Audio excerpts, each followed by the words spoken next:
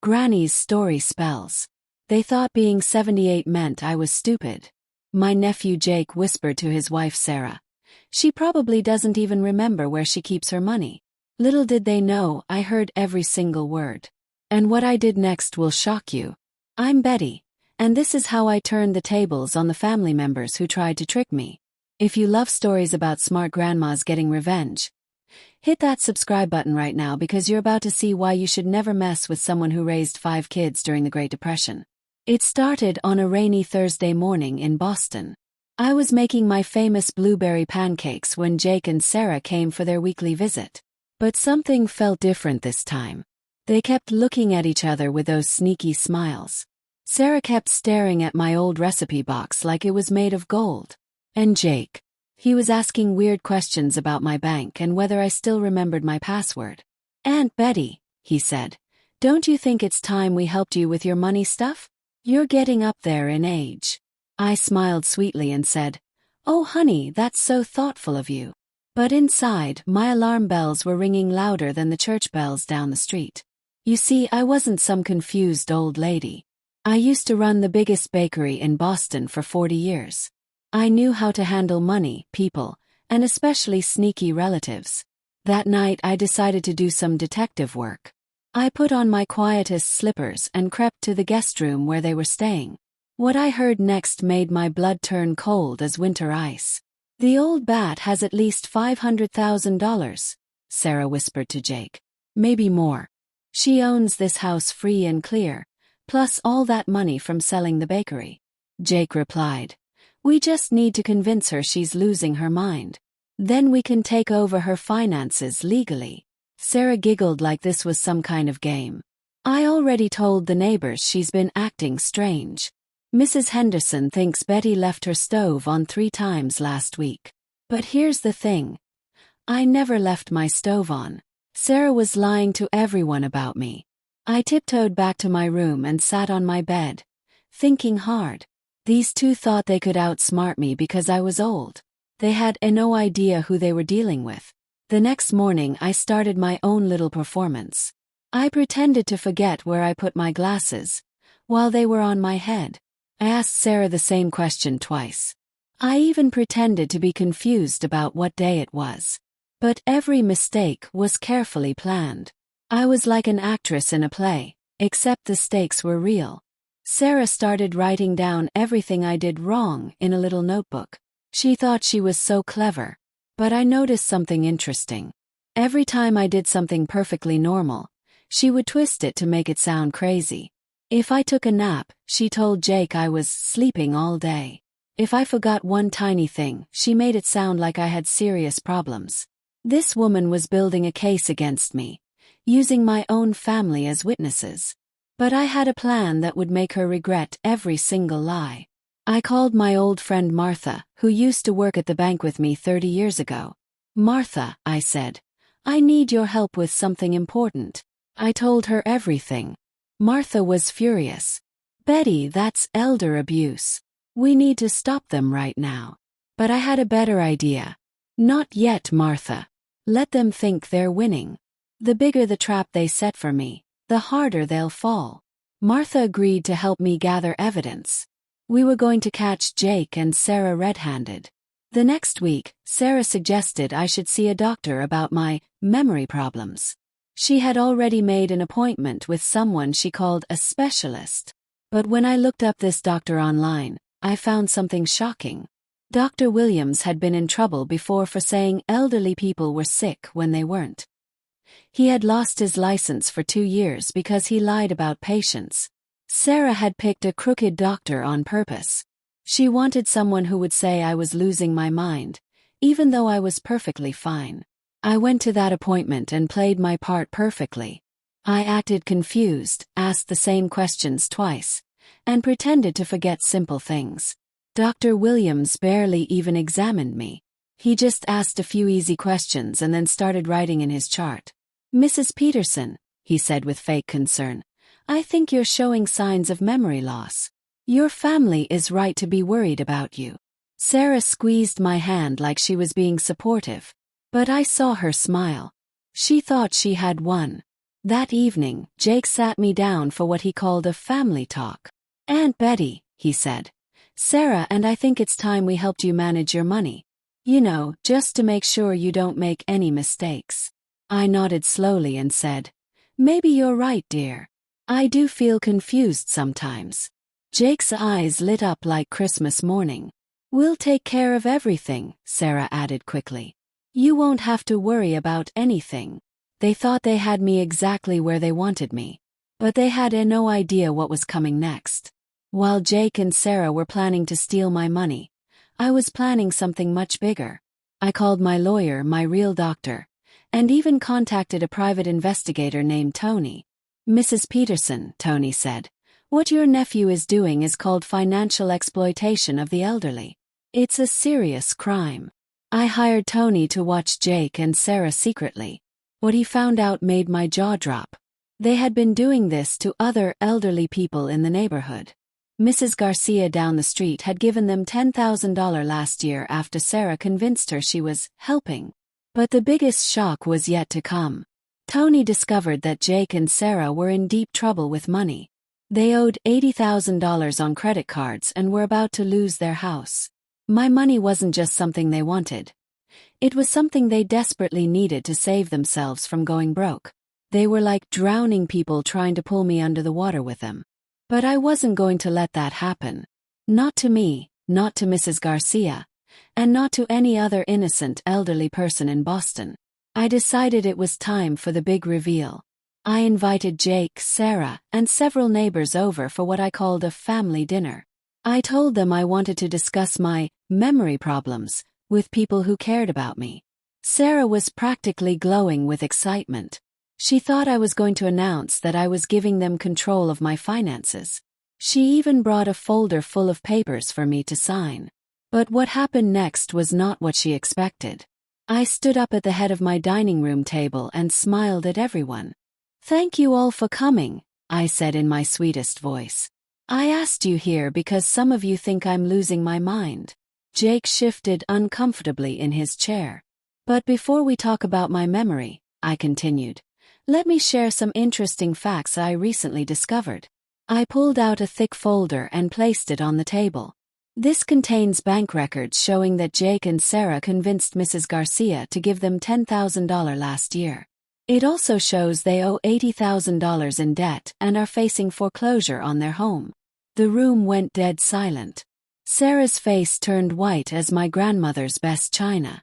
This folder also contains a real medical evaluation from my actual doctor, Dr. Martinez at Boston General, confirming that I'm in perfect mental health. I looked directly at Jake.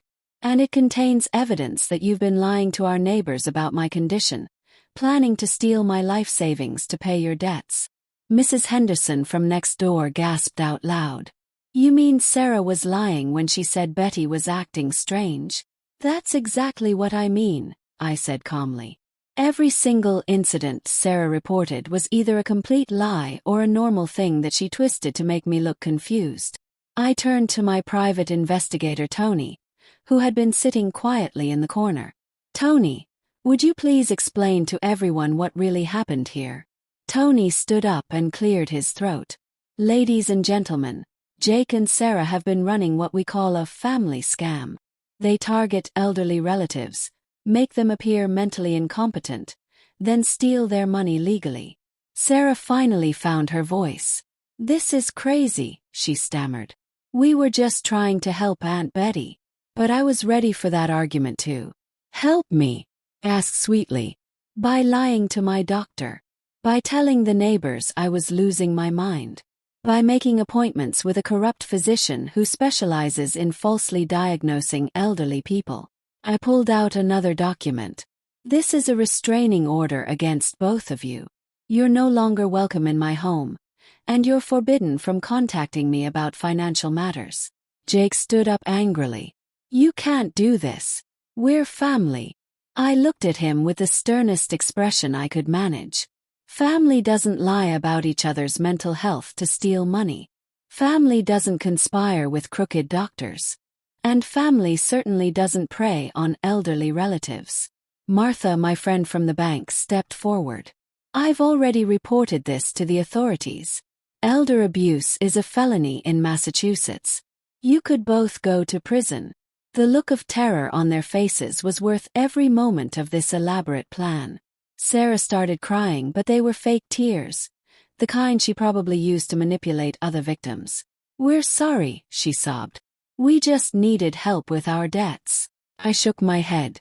Being in debt doesn't give you the right to steal from family members. It doesn't give you the right to lie about someone's mental health. And it certainly doesn't give you the right to destroy an elderly person's reputation in their own neighborhood. I pointed toward the door. "You have 5 minutes to collect your things and leave my house forever." After Jake and Sarah left in disgrace, my neighbors gathered around me with amazed expressions. Mrs. Henderson looked embarrassed. "Betty, I'm so sorry I believed what Sarah told me about you acting strange." I patted her hand gently. "It's okay, dear. She was very convincing. That's how these scams work. They make everyone believe the victim is really losing their mind." Tony explained to everyone how common these family scams are. Elderly people lose billions of dollars every year to relatives who exploit their trust. Over the next few weeks, the consequences for Jake and Sarah were severe.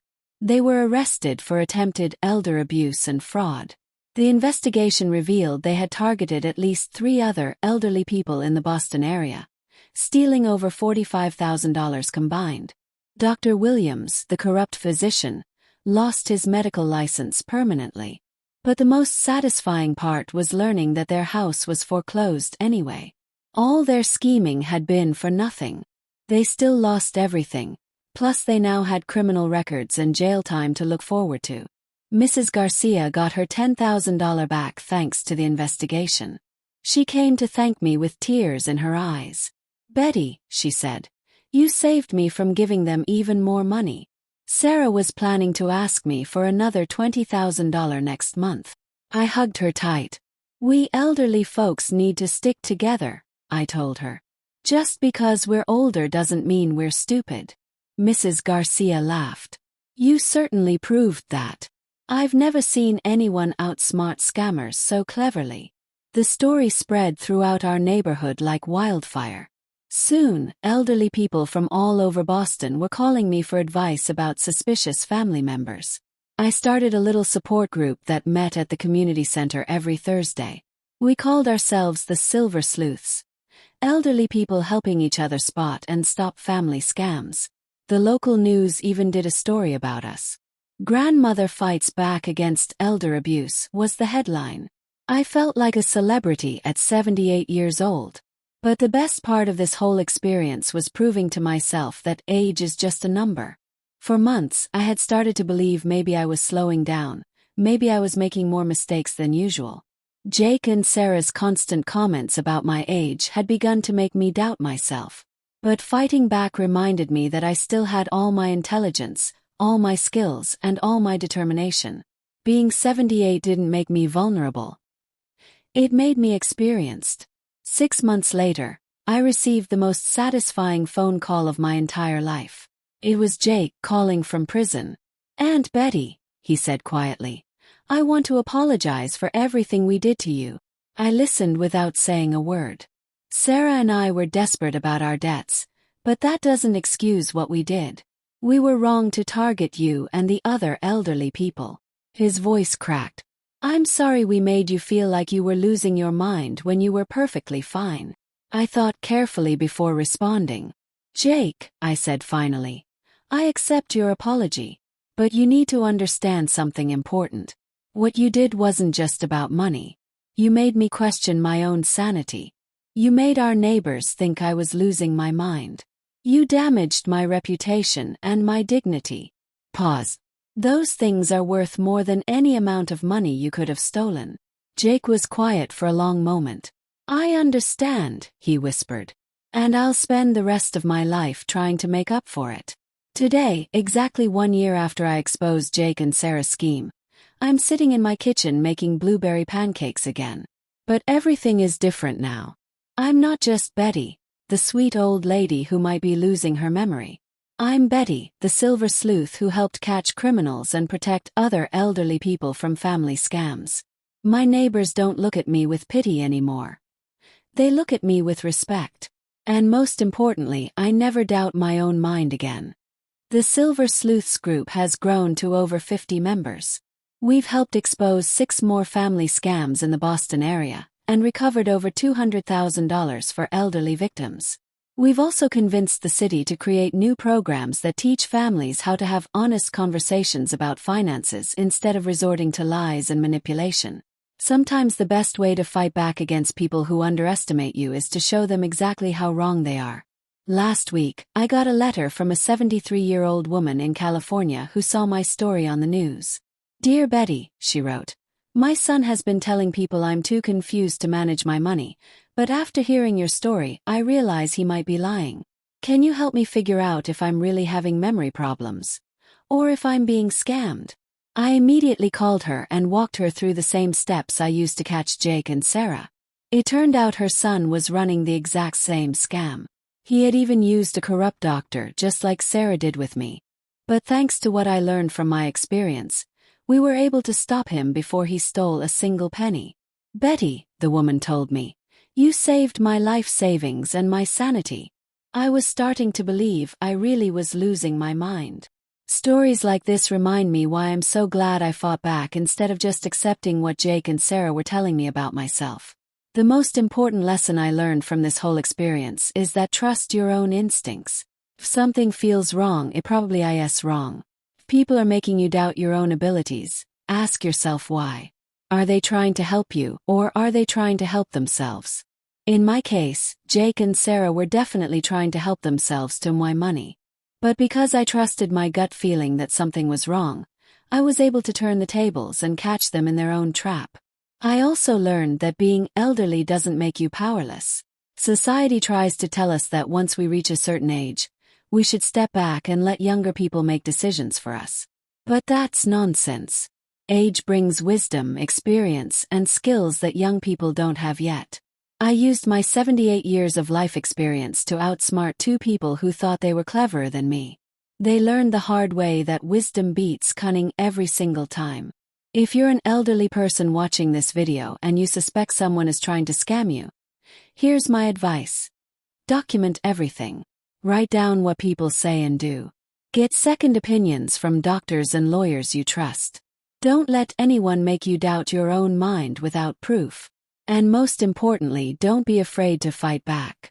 You have more power than you think, and you deserve to be treated with respect, not taken advantage of. If you're a younger person watching this video, remember that your elderly relatives are people, not walking ATM machines. If they're having real problems, help them with honesty and respect. Don't lie about their condition, don't manipulate their doctors, and don't steal their money. Families should protect each other, not prey on each other. And if you're in financial trouble, there are legal ways to get help that don't involve destroying your elderly relatives' lives. 3 months ago, I received the most wonderful surprise. The Boston Police Department invited me to speak at their training session about elder abuse. Can you imagine? Me, a 78-year-old former bakery owner, teaching police officers how to spot family scams. I told them about all the tricks Jake and Sarah used. The fake doctor, the lies to neighbors, the manipulation of bank records. The officers took detailed notes and said my story would help them protect other elderly people.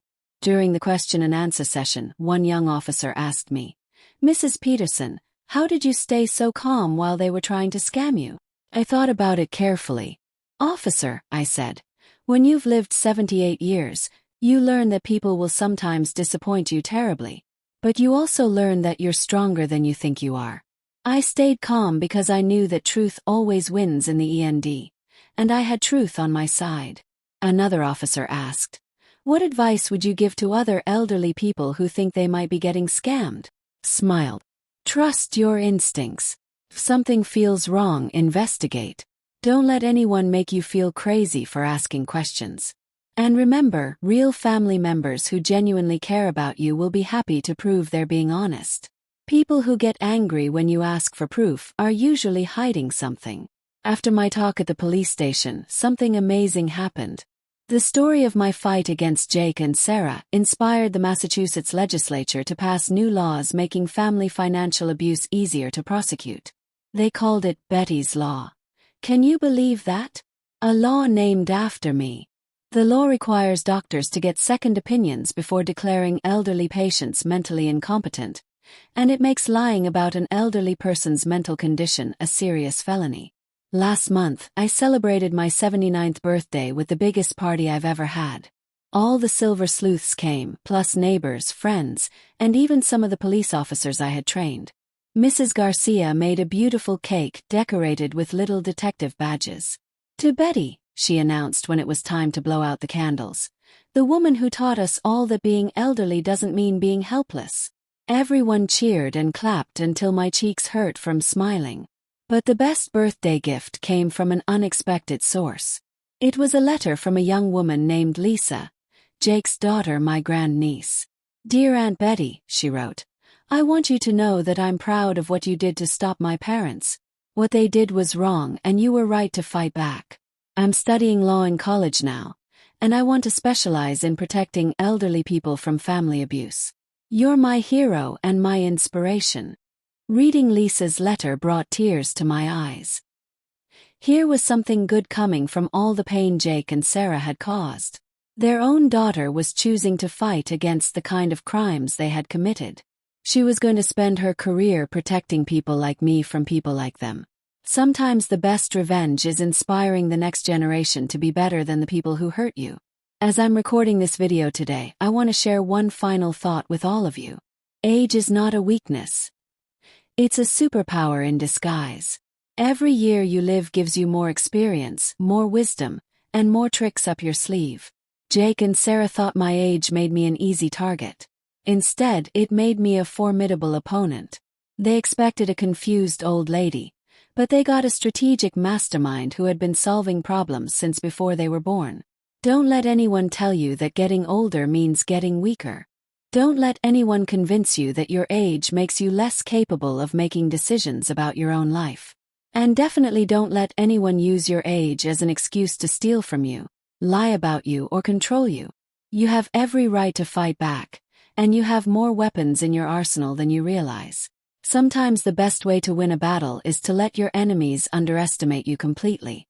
If Jake and Sarah had approached me honestly about their financial problems, I might have been willing to help them in some small way. I'm not a heartless person, and family should support each other during hard times. But they chose deception instead of honesty. They chose to attack my dignity instead of asking for my assistance. They chose to make me doubt my own sanity instead of admitting they needed help. Those choices led to their downfall, and they have no one to blame but themselves. The Silver Sleuths continue to meet every Thursday at the community center. We've become like a second family to each other. A family built on respect, honesty, and mutual protection. We share stories, we solve problems together, and we look out for each other in ways that our biological families sometimes fail to do. If you're an elderly person feeling isolated or vulnerable, I encourage you to find or create a group like ours. There's strength in numbers, and there's safety in solidarity. We've also started a newsletter called The Silver Sleuth Gazette, where we share tips for avoiding scams, stories of successful investigations, and updates on new laws protecting elderly people. Our little newsletter now has over 3,000 subscribers across New England. Who would have thought that a group of old folks could become so influential? We're proving every day that age doesn't slow you down. It just changes how you get things done. One of our newest members is a 82-year-old retired police detective named Frank. He brings professional investigative skills to our group, and he's taught us advanced techniques for gathering evidence and building cases. "You ladies were already doing great detective work," he told us. "I'm just helping you do it even better." With Frank's help, we've solved cases that stumped even some professional investigators. Never underestimate what determined elderly people can accomplish when they work together. Last week, we received a call from a television producer who wants to make a documentary about the Silver Sleuths. "Your group represents a new model for elderly empowerment," she told me. You're showing the world that getting older doesn't mean becoming victims. I told her we'd be happy to participate if it helps other elderly people learn to protect themselves. At 79, I never expected to become a television star, but life is full of surprises. Looking back on everything that happened with Jake and Sarah, I can honestly say it was one of the most challenging experiences of my life, but also one of the most rewarding. It forced me to rediscover strengths I didn't know I still had. It connected me with an amazing community of fellow seniors who refused to be victims. And it gave my life a new sense of purpose and meaning that I never expected to find in my 70s. If someone had told me 2 years ago that I would become a local celebrity for fighting elder abuse, I would have laughed. If they had told me I would be training police officers and inspiring new laws, I would have thought they were crazy. But here I am, living proof that it's never too late to reinvent yourself, fight back against injustice, and make a difference in the world. Age might slow down your body, but it doesn't have to slow down your spirit. To anyone watching this who is facing a similar situation, whether you're being targeted by family members, strangers, or anyone else who thinks your age makes you an easy mark, remember this. You are stronger than you think. You are smarter than they assume. And you have more allies than you realize. Don't give up, don't give in, and don't let anyone convince you that you're too old to fight for what's right. Sometimes the most powerful weapon you have is simply refusing to be the victim they expect you to be. Thank you for listening to my story. I hope it inspires you, whether you're 29 or 99, to stand up for yourself and others who need protection. Don't forget to subscribe to Granny Twisted Tales for more stories of seniors who refuse to go down without a fight. And remember, getting older doesn't mean getting weaker. Sometimes it just means getting wiser, getting craftier, and getting ready to surprise people who underestimate you. Until next time, this is Betty, your favorite silver sleuth, reminding you to trust your instincts and never back down from bullies. Note: this script maintains the engaging storytelling style and pacing of the original while being completely unique in plot, characters, and details. The story follows Betty in Boston instead of Margaret in Connecticut, with different family dynamics, scam methods, and resolution approaches.